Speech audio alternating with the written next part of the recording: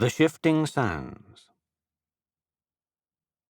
Grey rode with his friends towards the City of Sun to find the other Ronin, and stop the rising shadow, an evil that plagued the lands.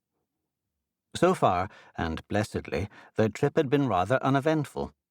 Weeks on the road with only Darius's quips, Zane's orniness, Ava's wisdom and sass, and Hannah's quiet, calming presence. 2 weeks of dust and travel. Grey was sore in the saddle, shifting from cheek to cheek as they rode across the grassy, rolling hills. He yearned for a decent place to rest his head, a warm meal, and even, as Darius griped, a cold ale. "Eternal spirits," Darius groaned, sitting in his mount's saddle, itching at his patchy stubble. His wild hair was even more untamed, but his eyes seemed to be gaining a shade of green Grey didn't remember. "How far north is this cursed city? I think we're going to fall off the edge of Farhaven at this rate." "Soon," Ava promised. "We're almost there." "Soon," Darius huffed. "You've been saying that word for the last 2 days. I'm beginning to think you don't know its meaning." Zane scrubbed a hand through his short, blonde hair. Broad, but not tall, Zane looked like he was built out of brick and mortar. Zane's face was bluff, his brows thick and heavy over his hooded eyes. As it turned out, Zane's past life had involved robbing from the rich and giving to the poor, and that life had seemed to ingrain a sort of burning anger, Grey had noticed, in his friend's soul. He always bore a residual ire behind his eyes, except when looking at his sister. "For once, I agree with Twigs for Brains." Ava's fingers clenched her reins tighter. "Trust me. All the maps and books say it's just beyond these hills, beyond the Paragon Steps." Grey sighed, knowing their tempers were getting shorter, and spoke, "I trust you." Then he turned to Zane and Darius. "You two know better.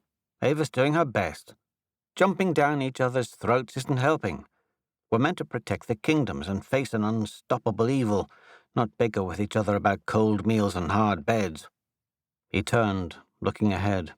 "Besides, we're almost there. Just a little further." Darius mumbled under his breath, though Grey caught it on a thread of wind. "Great. Now you two are in cahoots." As they crested the next hill, glassy spires and golden turrets peeked out against the skyline, and Grey's heart seized in his chest. The others gasped or made low curses as their mounts climbed over the hilltop to see the city in full. On a large, flat mesa, grass coating its rolling slopes, sprawled a gleaming city of light. Vaster. "Fire and flame," Hannah said, breathless, then turned to Ava, grinning. "There it is, Ava. Your home." Ava had tears in her eyes. As the Ronin of Sun, Vaster, City of Sun, was her home. They all looked to her as if expecting something. Suddenly, Ava's eyes swirled, looking oddly pained, as if caught in memory. She shook her head. "Come on. No use waiting here." She took off, trotting down the hillside. Hannah whipped her reins, catching up. Darius and Zane looked to Grey. Grey shrugged. "Don't look at me." Zane grumbled. "Right, I just thought that with the key and your ability to get in our heads was a reasonable first step." The key was an ability Grey possessed to sift into another's body and sense their emotions. "Maybe she wants a cold ale even more than me," Darius said. They followed as well. Darius was telling some far-flung story to Hannah, who was nodding politely, when a mist rose from the ground, shrouding the city and surrounding hills from sight. "What's happening?" Darius asked, his bay charger dancing nervously beneath him.